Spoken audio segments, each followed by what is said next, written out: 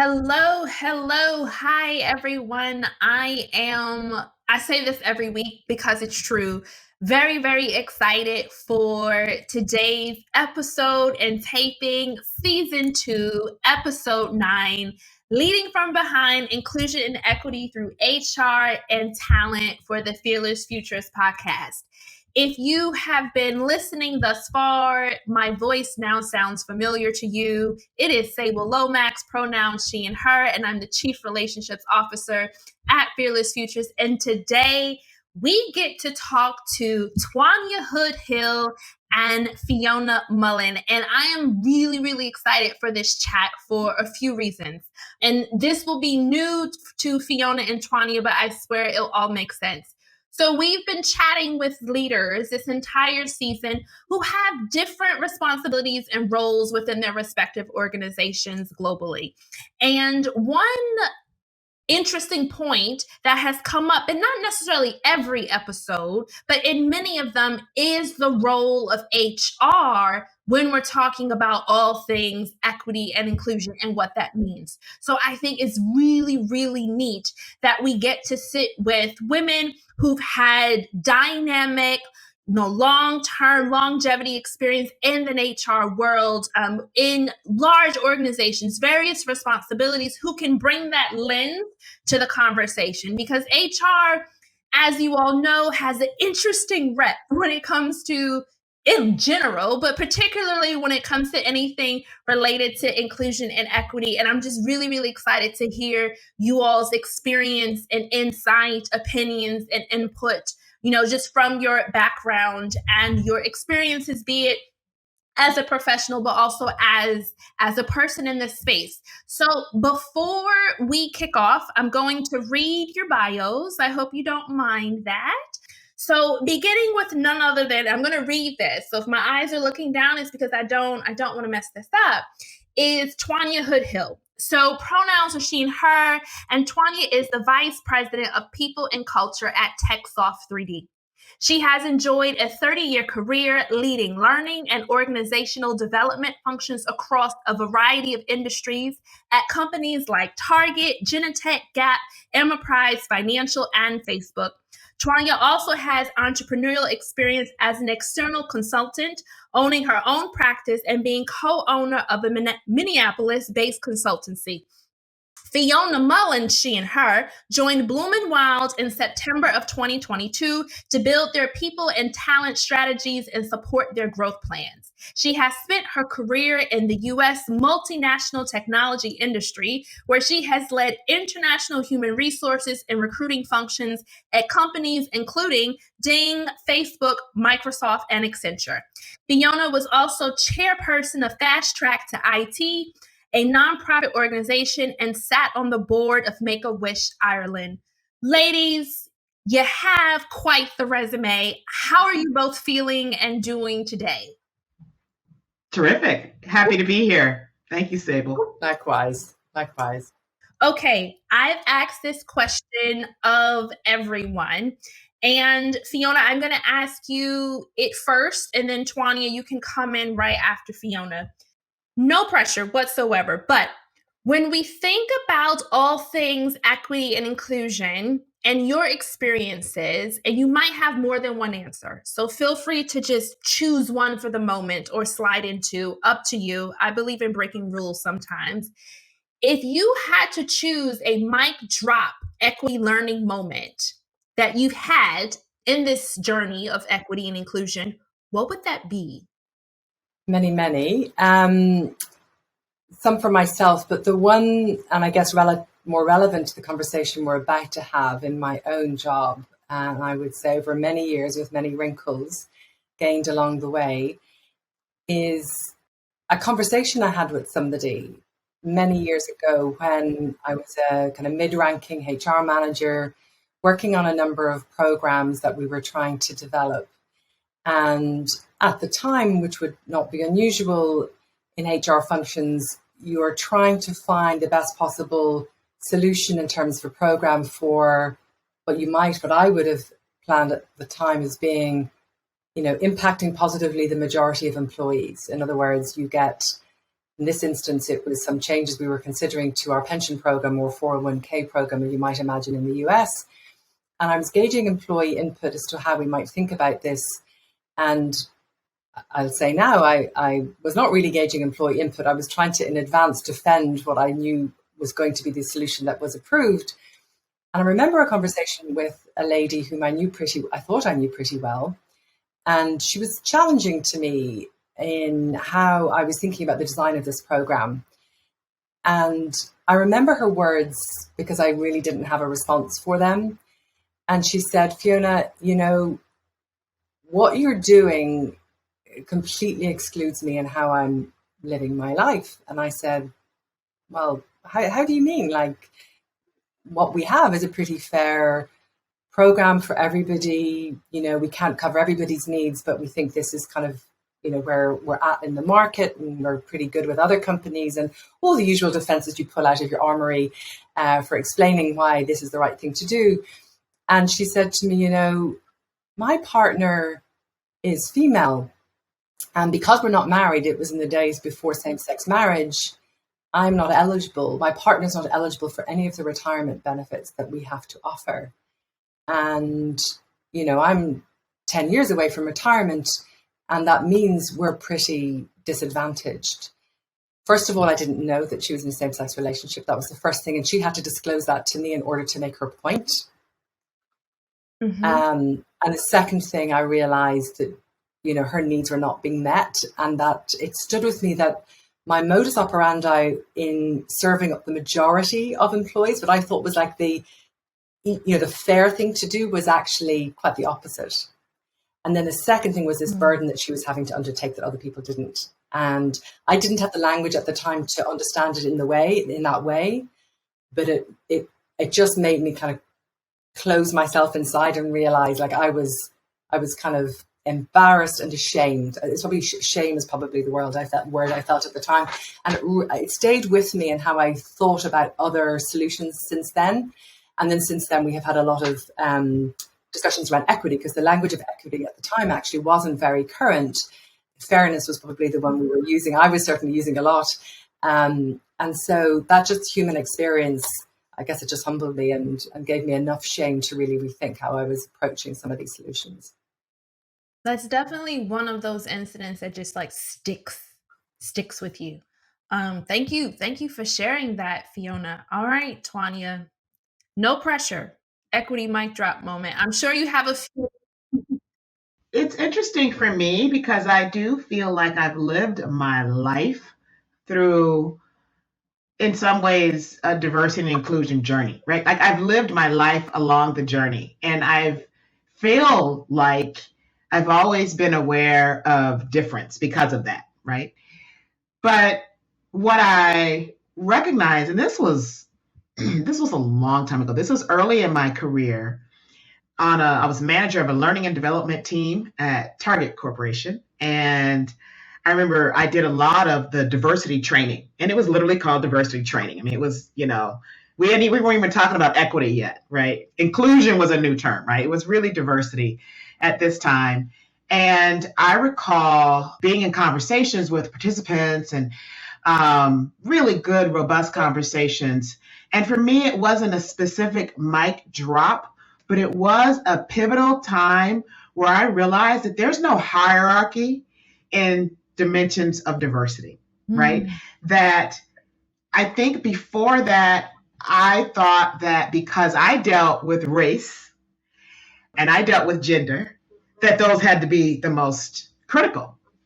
And what I learned quickly is that really there is no hierarchy. And that helped me grow personally. It also then fed into the work that I've been doing since then around, diversity and equity. But even before that, it was a growth moment for me where I was able then to more genuinely and authentically embrace lots of differences. LGBTQI plus became very, very important to me, still is to this day. And so it's not just my journey that is important, right? It is the journey that we all have, and the skill that I've had to learn is how to use my journey to empathize and understand and relate to others who are also in maybe similar, maybe not, journeys of their own. For those listening to the recording after, you can clearly tell why I'm excited for the conversation, because just the level of honesty and transparency from folks who have, a significant background in HR, I find to be absolutely refreshing. To be able to share, I thought through this new policy or process and I thought it was fair. I thought it would work for the majority of the folks serving, to discover and have to sit with, actually, my well thought out intention plan left someone out. And what's the burden of being left out? And then to say, well, I was a champion for this, but in my championing, I only championed the communities that I was a part of based on my identity, versus like being a champion for all those marginalized. Those aren't things people share just freely. And I think it's helpful learning moments, because it shines a light on all of us in this work are still learning along the way. And we might be at different parts in our journey, and that's okay, as long as you're willing and committed to sit down and go, oh, did not think about that, take responsibility, accountability, and move forward. All right, but that's not why we're here today. Officially jumping in. So you're both in HR. We're huge fans of you both at Fearless. When we were thinking about, we have to have an episode where we bring in HR leaders because of the role that HR plays in all things equity inclusion within an organization. Hannah, our CEO, Hannah Naomi McCloskey, for those who don't know, we were discussing who should we have. And, we're thinking about names and we're brainstorming and we're like, Fiona and Twanya. All right, that's it. Here we go. Those are our two. Fingers crossed, prayers to all the deities that the schedules and diaries and everything align. And I know and I said this a little bit before, but HR gets a bad rap. And it gets a bad rap, particularly when it comes to inclusion and equity. And it's not a new phenomena. It's something that I think that has this bad rep, if you will, has existed for quite some time. At the same time, the role of HR is like crucial to scaling, equitable change within an organization, despite the fact that it often gets a bad rep. And we all know HR, is control of policies and governance and structures, within an organization. And sometimes I think that bad rep that it gets is based on the resistance that other folks within the organization might feel from the HR leaders themselves. Why do you think that there is resistance oftentimes from the leaders within HR? And, why do you think that continues to happen? We know not every HR leader is resistant to this work, but for those who are, why do you think that is? Because I'm sure there's different, reasons, and you've been privy to different conversations. And why do you think it continues to happen even in, the year 2022? So, okay, I'll take a stab. Fiona is smiling, so I. Fiona, that's for you, Twanya. Yeah. So, I do believe that most HR leaders, especially experienced HR leaders, have been on their own journey, and most are truly wanting to do what's right for the organization. They do believe in diversity. They believe in equity. They believe in inclusion. I do believe that. The challenge, though, is that they are working within an environment that is not as committed to the journey, oftentimes. And when you're in HR and you're working in an environment that's not where you are, it looks like HR is leading. We're pulling the organization. And I think the danger in pulling the organization is that we then lose credibility, because then we lose the ability to be in touch with the company, what's most important of the company, and we have our own agenda, and it can be and it's a very, very real fear for HR in general, is that we're no longer in touch with what works at this organization. And so that fear of looking like we're isolated, that we're not in touch, that we're not going hand in hand with the organization, looking like that is a fear for HR leaders.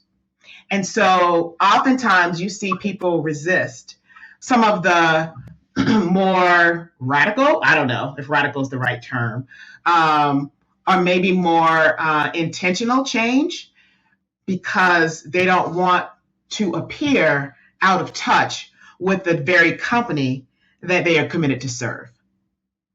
So that's one take on it. It's a hard question for us, right? Because like we are of the community, and we're the custodians, we're the people who are the custodians of the people's experience in a company, and however that is shaped. I do think many functions of HR are so used to protecting the company that they unintentionally use that mechanism to like overfunction on protecting on other things that they view or may view as being kind of threats. And I don't think it comes to Twanya's point. Like I do think the intention is there, but sometimes the practice isn't built through the organization to somehow let go a little bit from that kind of overprotection of the company's interests in what might seem like allowing conversations or practices which that therefore cannot somewhat be controlled, like a bit of a kind of Pandora's box somewhat, and that reaction is we kind of have to curate this experience, and to do that we overly control it, and therefore that feels like we're resisting change. I think that's one somewhat benign view of the situation, but I'd say that's practically in agreement with Twanya's view, which is good intentions but perhaps misplaced practice. And certainly, Twanya and I have many years between us in HR, and I can speak for myself, but like I very much started off my career in the world, like many of my peers, in protecting the company, doing the right things, believing in the agenda, operating all of the kind of best practices, but really not the spirit of what we're trying to achieve. And that can be viewed a million miles by a person whose very lived experience isn't served by that practice, but is intended to be served by that practice. So I think that's the first thing. We are also in that nexus of accountability, but don't always have the agency. And I think I 100% agree with Twanya there. And I think many organizations have moved significantly in the direction of really sharing that accountability across the leadership for culture, and really seeing the people function as being an enabler and a thought leader and a facilitator, but like not the place to blame when things go wrong. And I think the final point I'd make, and this is something I have had to learn, and I honestly will say to myself, I think I have done this. I've gone back to like diversity school halfway through my own career to really look myself in the face and kind of ask myself, am I really doing the right thing here for the agenda? Moving from the more practice to the kind of spirit of what we're trying to achieve. I'm not sure really how to kind of be brutally honest about this, but I think oftentimes we are afraid to let people in to curate this experience with us. And we do it just enough in order to have the right level of employee engagement and community-based engagement around issues of equity and diversity, but not so much that we feel like we're losing control. I think that can be a fear in many people functions, of getting it wrong, of admitting that we've made mistakes. And I often think if we could be a little more honest with ourselves, with the communities we're trying to serve, that we might make more progress, and certainly would feel more comfortable for us, I think, that level of honesty. I love that you just shared that, because one of the questions that I had for you both was this idea of how do we bring more humility into the space of HR when trying to do this work, because none of us know everything. And you are going to make some mistakes doing this work, even those who are like global experts and in all things inclusion and people functions, etc. How do we, I'm going to use your word, Fiona, like how do we cultivate a spirit, a way of being as HR leaders that leans into that humility?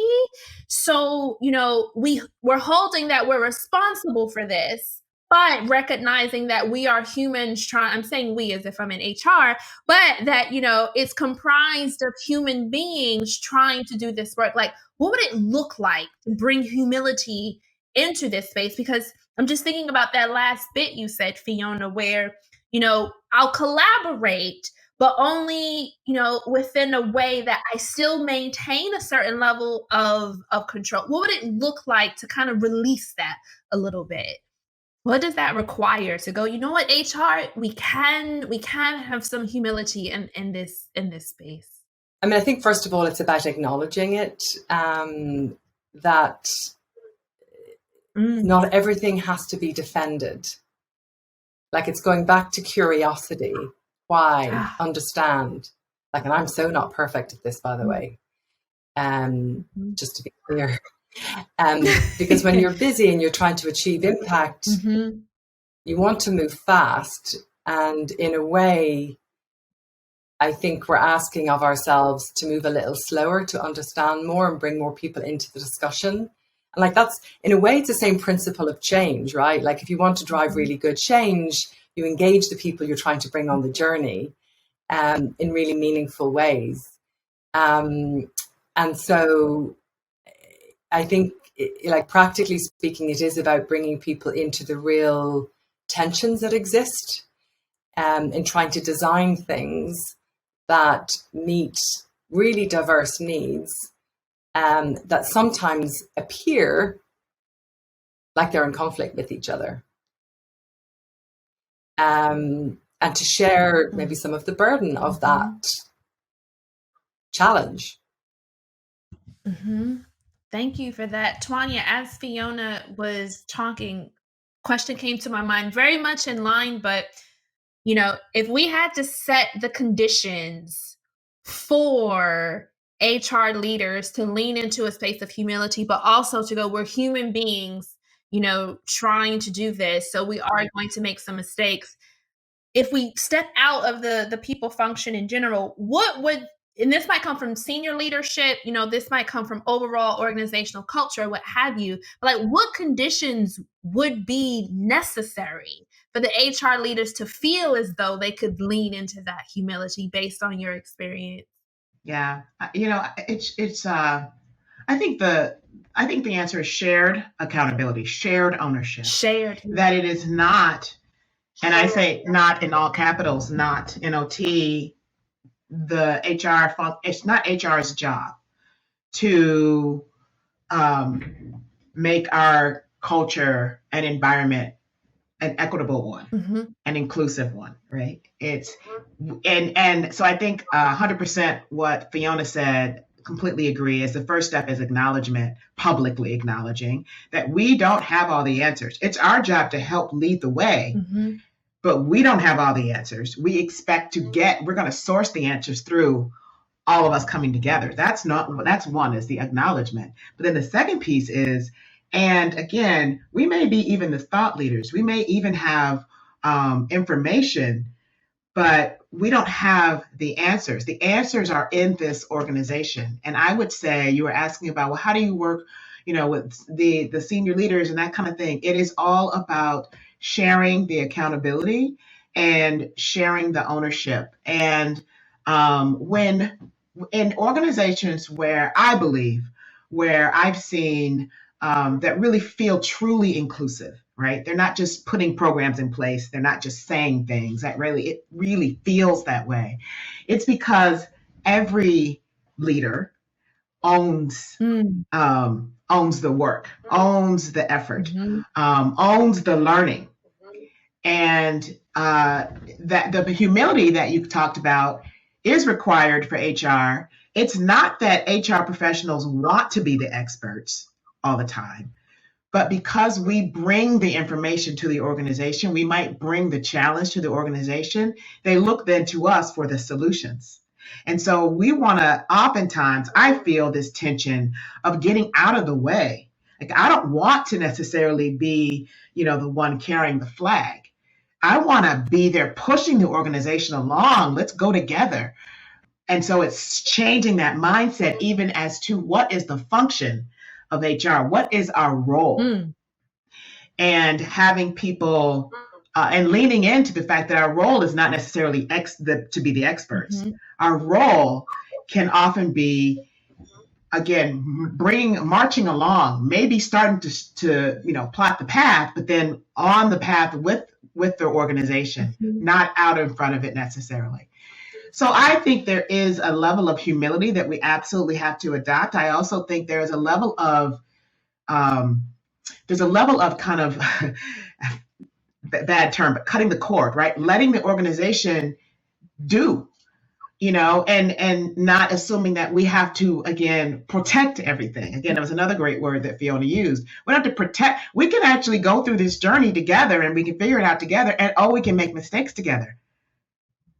And it's not HR's fault. It's not HR's, job. It's not HR's mission. It is our job to bring the organization along in the same direction.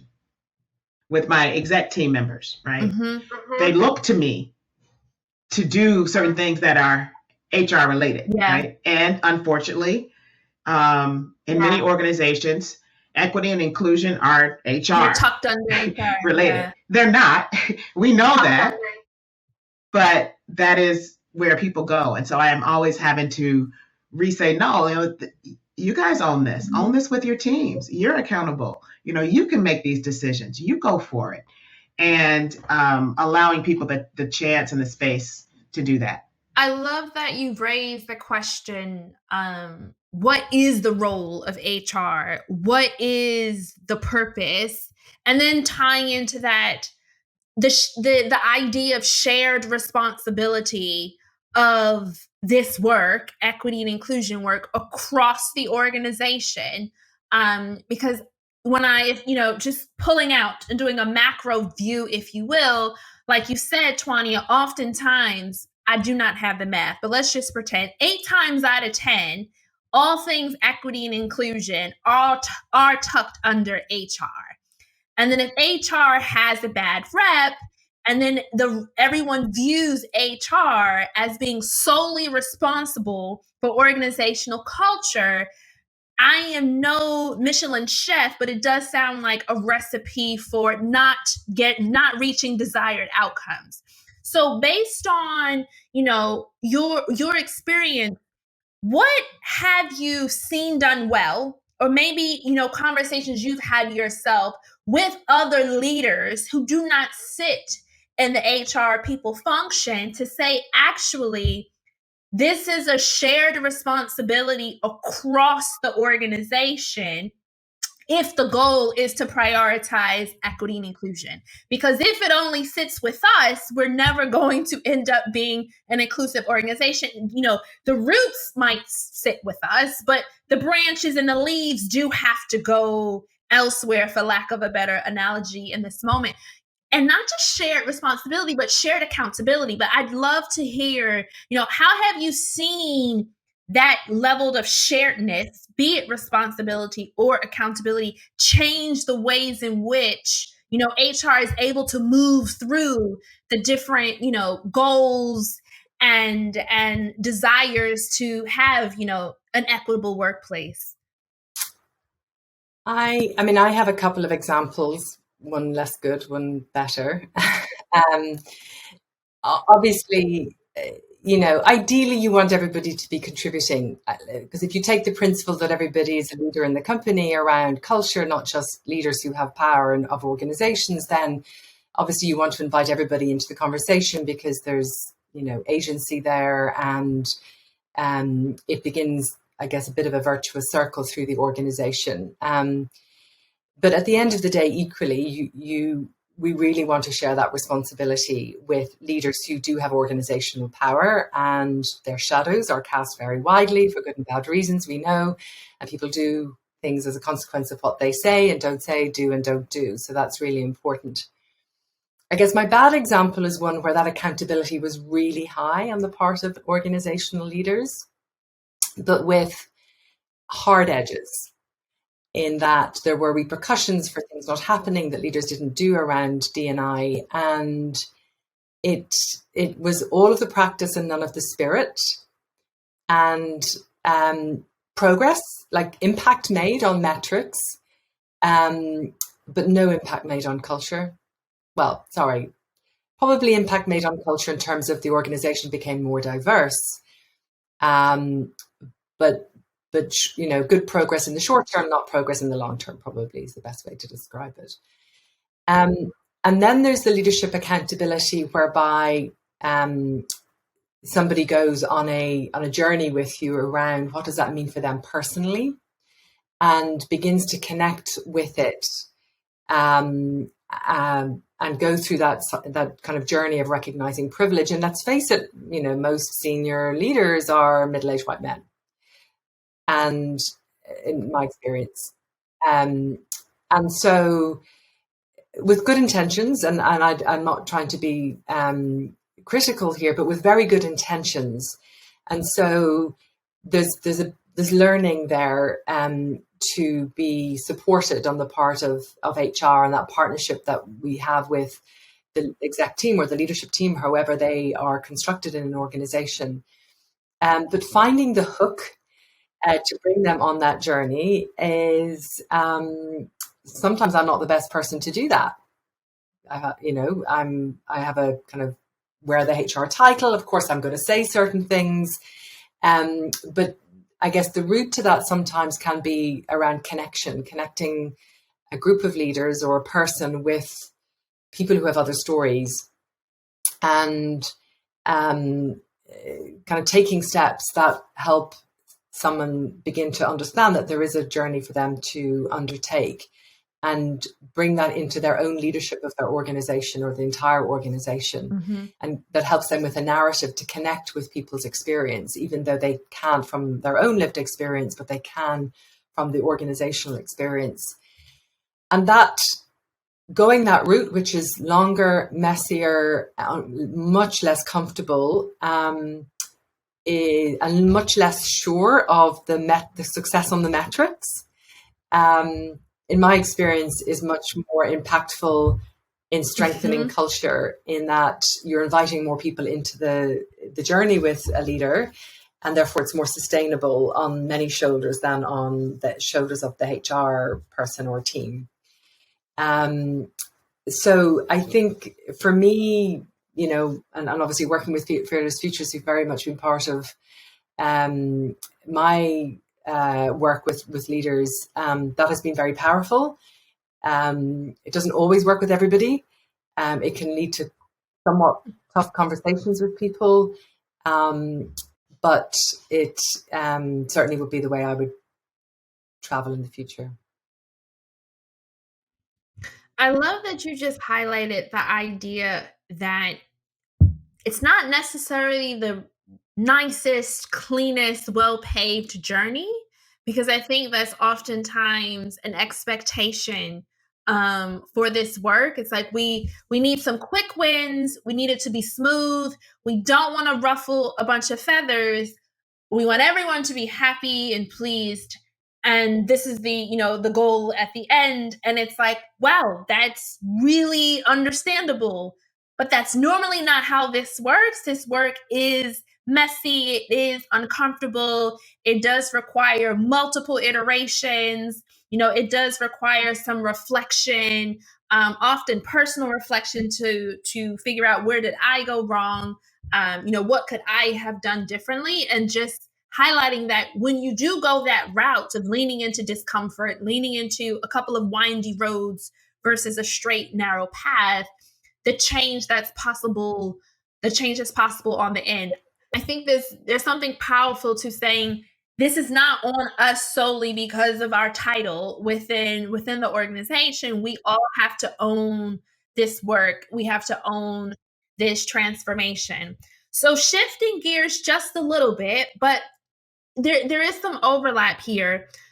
I know that it's no surprise to you that sometimes, maybe not your current organization or even past organizations, but you've just, whether it was a LinkedIn post, Business Insider article, like wherever you might have seen it, this idea that for certain, I'm just going to use the word initiatives for lack of a different word at this juncture, but certain quote unquote diversity, equity, inclusion, belonging initiatives, there has to be a business case that's brought forth in order for it to be greenlit and resourced be it time, people, money, or all of the above. And it's probably no surprise to you that those of us at Fearless Futures are extremely critical of the idea of the business case for diversity. Our CEO, Hannah, again, Naima McCloskey, has written a blog post about it. She's talked about it in season 1 of the podcast. And I'm just curious because knowing the experience that you all have had across many organizations, and I imagine some of your friends, former colleagues, also been in HR in different organizations, you've come across a conversation or two that asks for the business case in order to get something moved further along in that process. And, when you're working with folks, I have worked with folks that wanted you to build this case in order to do XYZ, whatever that thing might have been at the time. How did you navigate that process, leaning into your words, Fiona, knowing that the spirit of what you're trying to do is in absolute alignment with, the people function, but knowing there's this individual or team of individuals that you need on board in order to be able to go forth, with that initiative, again, for lack of a better word. How have you navigated it? Because the idea of the business case has not gone away. It continues to show itself. What I have seen is, and there's kind of rights and wrongs to this, but how will this deliver the impact we want it to relative to something else? And let's focus on this aspect of diversity. And until we have more progress delivered on this, we won't do this other thing. As if, and on the one hand, and I've struggled with this because on the one hand, I very much get the challenge of spreading focus and effort across so many things that actually they become some of our vanity projects that don't actually deliver value for the people who they are intended. And I'm being maybe a little mean with that statement. And so we do have to be quite critical in assessing our work against what we intended to achieve. But where we're taking one strand of diversity and say that's going to be our priority or a couple at the expense of others, I find quite difficult because oftentimes it's with, admirable intention around impact, but it somewhat undermines the entire objective of what we're trying to do, which is arrive at a diverse and inclusive experience for everybody. I'm really glad that you raised that because you're right. I can imagine there are many organizations that aren't necessarily using the language of the business case, but are operating in silos. Like, okay, I hear you. We need to, there's this community of marginalized folks. There's that community of marginalized folks, and we're going to get to them. But first on the agenda, I'm just going to use for the year 2022, we want to work on the gender initiative. And then next year, we will focus on, people of color, Black folks from certain minoritized ethnicities. And then the year after that, LGBTQIA plus community, you're up. I'm really glad you raised that siloed way of approaching inclusion equity work. When that has been a reality that you've navigated, how have you encouraged them to go, I'm not saying we can't focus on gender. I'm just saying that if we only focus on gender, we're actually missing out on, a Black woman, a disabled woman, or, so forth and so forth, just to bring that level of complexity into the, whatever solution folks might be drumming up in, at the conference table or on a Slack. I think for me, and again, maybe this was close to what a mic drop moment that I had, was really thinking about, let's use gender as an example, is that oftentimes, certainly in my experience, criticize myself here, is that the gender agenda really served the middle class white woman, of which I'm one. And so I don't need to be served by that, effort. I should be an ally to my community who might be marginalized by virtue of another characteristic. And trying to turn the conversation into one of really let's understand who our community is, because how we view it is in of itself exclusive. And then when you kind of unpack that, you begin to see the somewhat ridiculous nature of dividing it up. I look on winning the arguments of like focus and impact. I don't think I can declare significant amounts of success there always.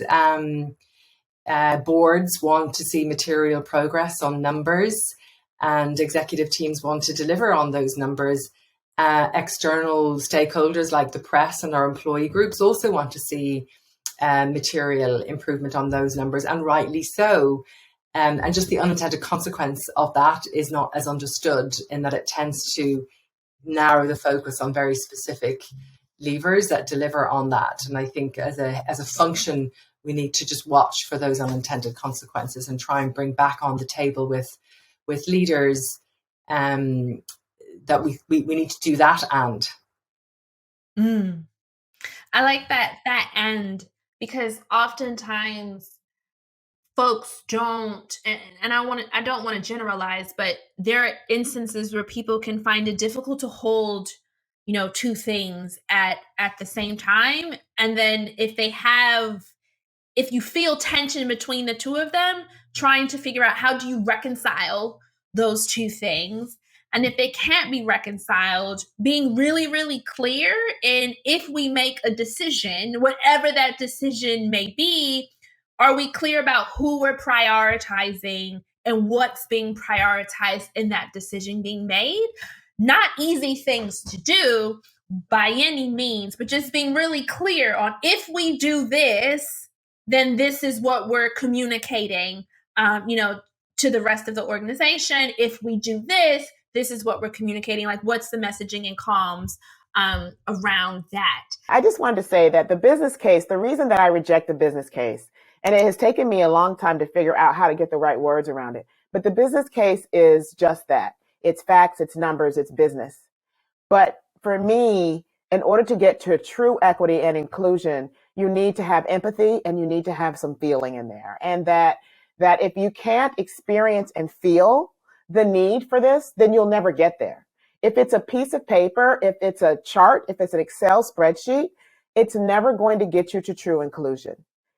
And so when you talk about the business case, you wipe out all of the empathy and emotion that I think is required to treat another human being in an inclusive way, to interact with people in a way that values who they are, and all that they bring. That is not on a spreadsheet. Even if you have a stock photo, it's still not there. Thank you for sharing that. So I am mindful of time. Thanks for letting me. I'm exaggerating here. Okay. But I had no problems, Twanya. I have so many questions I want to ask, but I'm going to cheat here. I'm going to do 3 more. One for each of you, and then one that you both will answer, because I've asked every guest who has joined us thus far for season 2. So the first question that I'm going to ask, I'm going to send this to you in your direction, Twanya. And it's related to all things recruitment, because I'm sure you both have heard, much like the business case, even if you haven't heard this in your experience or recently, when we're talking about recruitment specifically, oftentimes one of the pushbacks, one piece of pushback that you'll hear is that the reason why all senior leadership is, middle class or upper middle class, white, cisgender, heterosexual men is because of the pipeline problem. The reason why you don't see more, Black women or indigenous talent or disabled talent, like whatever that marginalized community might be in the organization, is because of the pipeline problem. And we know at Fearless Futures that the reason is not because there is a pipeline problem. There's other reasons why that is the case. Twanya, when that's being brought to you, even if they're not using that specific language, what have you said or done to address, like, I'm not actually sure we have a pipeline problem here, but we do have a problem here. And the problem and the burden is not on those within these marginalized communities. First of all, I 100% agree that it is not a pipeline issue. I am at, again, a tech company, and, it's very, very easy in tech to say that the pipeline isn't there to bring in more engineers of color, or more GLBTQI plus engineers. And I am very happy to say, well, we're going to do the work. And it doesn't even take more work. It takes a different level, different mindset and different paradigms. So if you only recruit at where you're used to and where you're comfortable, you're going to get the exact same, output. If you open up your scope and you are more broad in looking for talent, you're going to find it. And so I actually implemented 2 years ago here at TechSoft 3D a diverse slate approach, just traditional diverse slate, which said that every final slate had to have some level of diversity in it. And it didn't mean that every single candidate had to be of a diverse background, but there needed to be some diversity in every final slate. And then the best person gets the job. But that has resulted in, actually probably more now, but the last time I measured, 48%. So almost half of our new hires in 2021 were from diverse backgrounds. And it was not harder. It was just being intentional about it. Having been an engineer, I know that we exist. I was an engineer many years ago when the pipeline problem maybe was really a problem. But I also know that there are lots of engineers who are on the market. And I wouldn't say just engineers, it's all employees. But that mindset that the pipeline doesn't exist really just says that we're not willing to go outside what we are comfortable with to find the pipeline, because the pipeline does exist. Thank you for that, Twanya. I'm still being cheeky here with timing. Final question. This is for the both of you.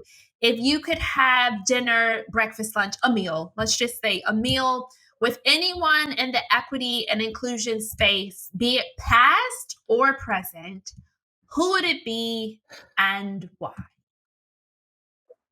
So I wouldn't say that this person is overtly in the equity and inclusion space.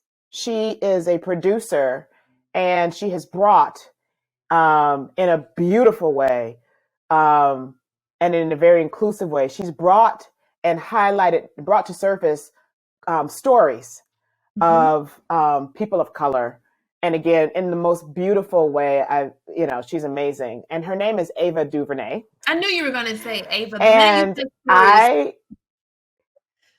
I love everything she does. And the work that she does is so, it's epic, obviously, but it's also, she takes very, very sensitive and deep, deep issues and makes them relatable to everyone without making people feel guilty or making them feel ashamed. I don't think. I think that she does it in a way that's just beautifully saying, this is who we are. This is this history. This is what this group is dealing with. Honestly, Fiona, Twanya, thank you for your time. Thank you for your energy, your transparency, and your honesty, discussing with us all things HR and talent in this space. You didn't have to do it, and you certainly didn't have to be as, vulnerable and giving as you were. So I really appreciate you joining us for today's episode. Thank you. The opportunity was wonderful. It was a highlight, actually, of my week. And I just wish we could have gone longer. Could have talked forever. Thank you for having me.